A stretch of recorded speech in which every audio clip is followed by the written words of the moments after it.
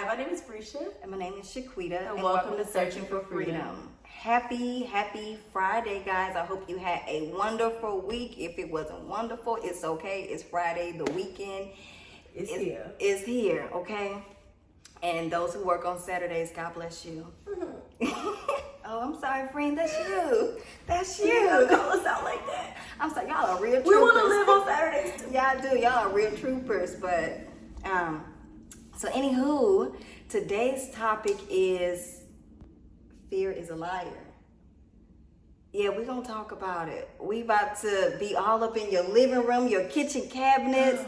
Fear is a liar. You know, I feel like it's like it's been from the beginning. Like fear has webbed its way into our stories, and it's to steal, kill, and it's sent by the enemy to kill, steal, and destroy the path that God has you on, the life that He's called you to. You know, fear brings timidity. It brings doubt. It just brings a lot of things, a lot of extra baggage that God did not call, that He did not give us. And it says God does not, and the word says God does not give us the spirit of fear, but of power and love and of sound mind. So I'm gonna ask you, friend, what is fear stolen from you? And how you gonna get it back? Not you coming for my whole life right now. What is fear stealing from you? If there's anything at all.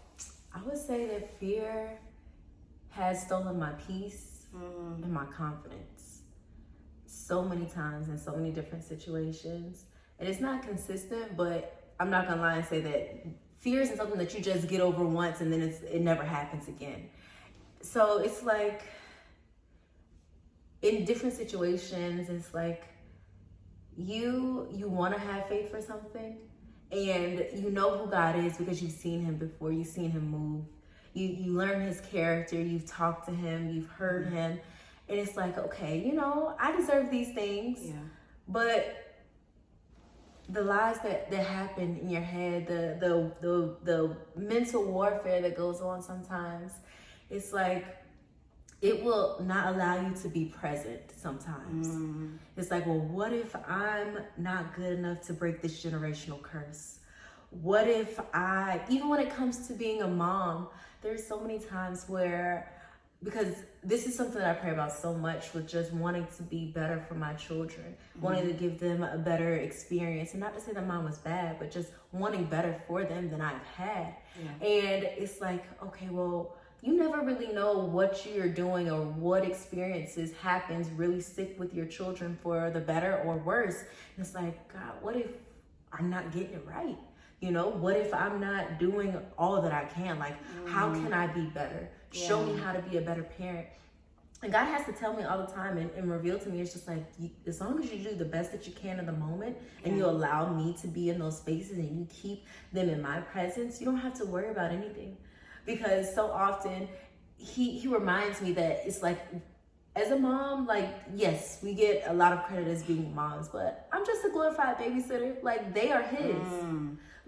More than I want good for them, He wants so much more for them, just like He wants for me. So it's like, even though they are watching my walk, and what I do is very important because they're going to see that and understand how to go about this walk in this life.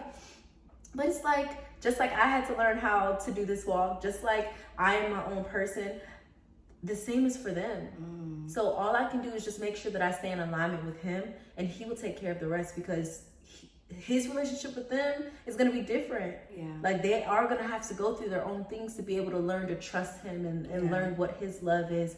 So that fear with parenthood, with purchasing this house, with relationships, with all the things, it's just like, it will live in your head sometimes if you allow it to. But that's why we have to make sure that we stay in the Word and stay in His presence, because it will come in if you do not stay in His presence, and it'll take over, because it'll snatch things from you. It literally will. You will talk yourself out of things. Yeah. I would say fear tried to steal my voice and made me think that how I feel doesn't matter, or what I think is not important, or that, you know, I don't have a say so, or that, you know, I'm looked over, or that I'm not important. Like fear, it made me believe lies, and I know it's all from the enemy. Like I'm gonna give credit to him, because that's who done it. You know, that's who's done it. And I said it tried, because through my relationship with God, I know that fear doesn't have to stay. It's not something that I have to own. It's not something that I have to allow to become my identity. It's not something that can take control over my life and the walk that God has me on.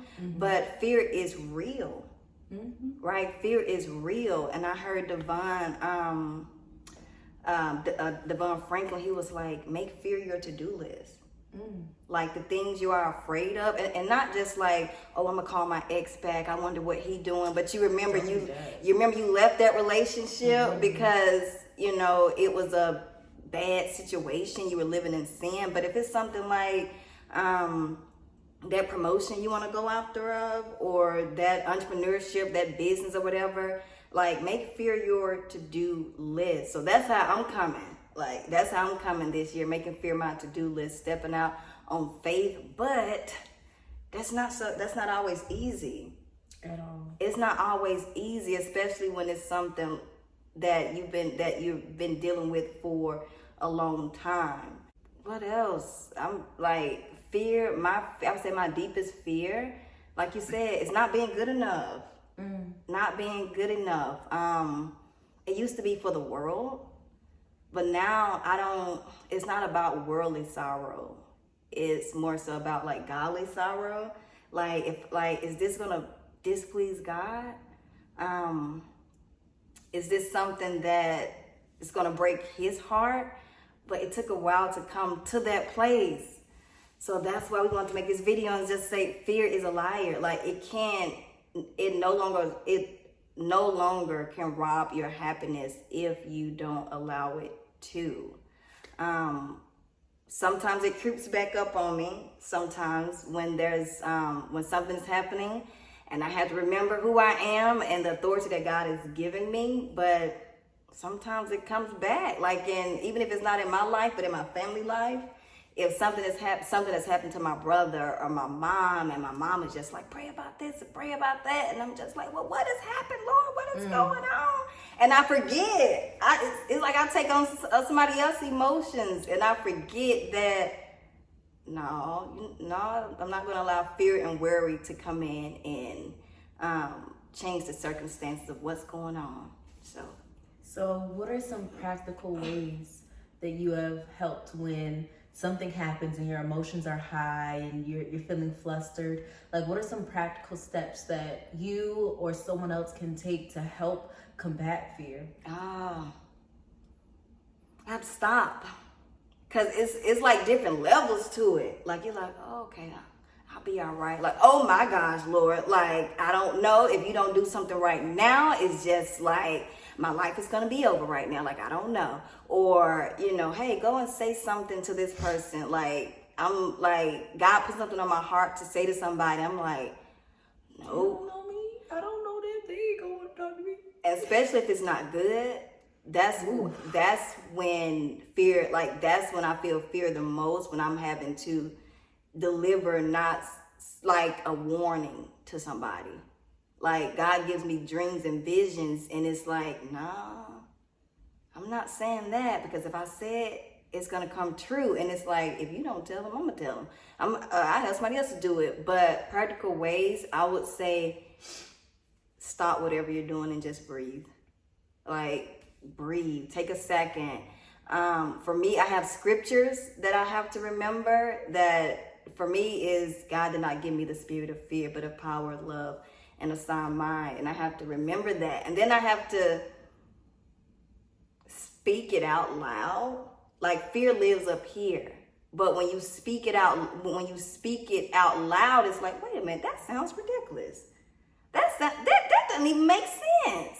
Like, why would I think that, God is going to hurt me? or this tragedy is going to happen. Like, where is that coming from? And then get to the root of it, like get to the root of what's causing that fear. But you have to take a second and think about it and go to God with it and talk to people. Hey, look, this is what I'm feeling. I don't know if this is if it's me or what's happening, but and get advice and wisdom from someone else too. Definitely. Having accountability is very pivotal.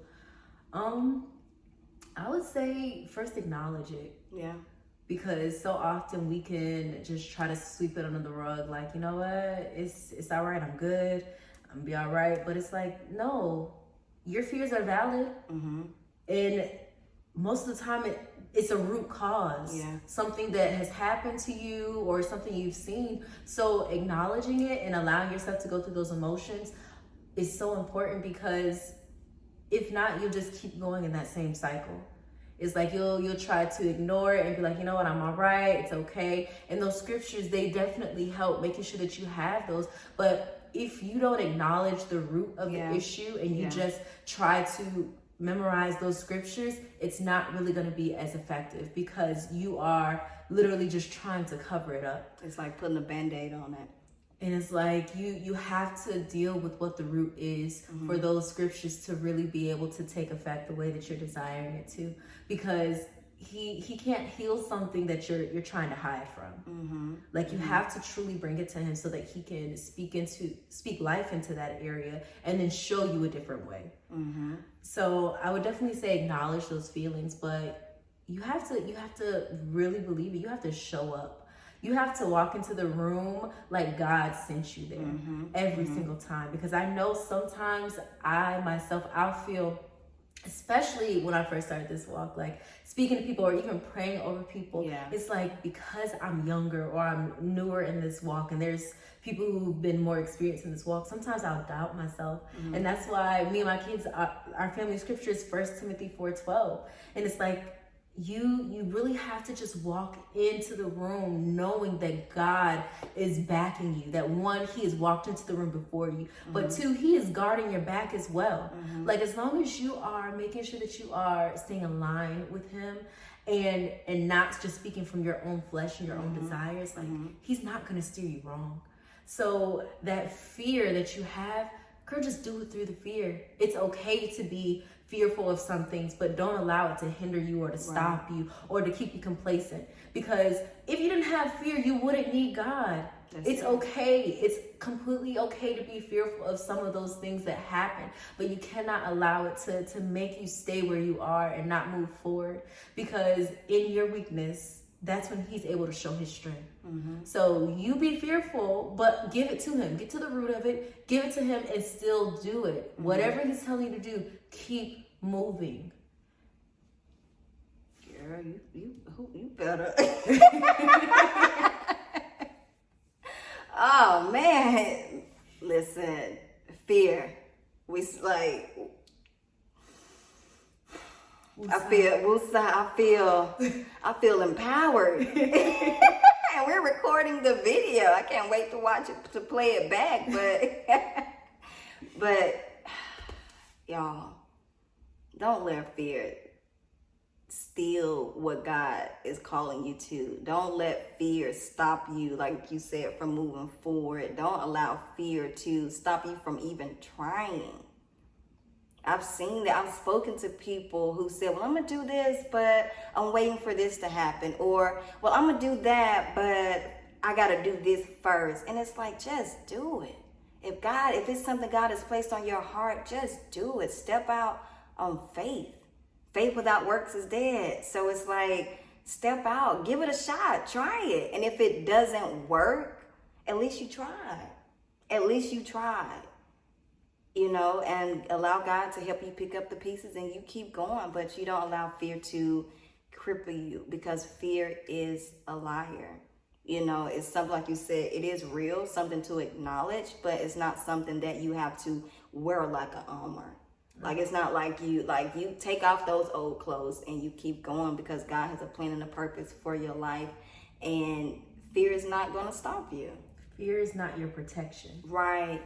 And the main reason we made this channel is because we said that we want to be transparent with you guys. So this isn't something that we're just speaking at you as something that you need to do. We literally were having a conversation about something that I'm dealing with in my life today. So overcoming fear in situations, it's something that it's a constant thing sometimes. Like, it's not just gonna disappear and like you've arrived. But as we go through this, we want to also encourage you as well. Like, we're not perfect. We don't always have it right. Fear consumes us sometimes, and we have to allow God to bring us back. But in those moments, we can't allow fear to try to be our protection, because God is our protection. And if we are giving fear that much control over our life, we're choosing to align with whatever fear is telling us about our future. Like, all you have to do is just make sure that you stay in alignment with God.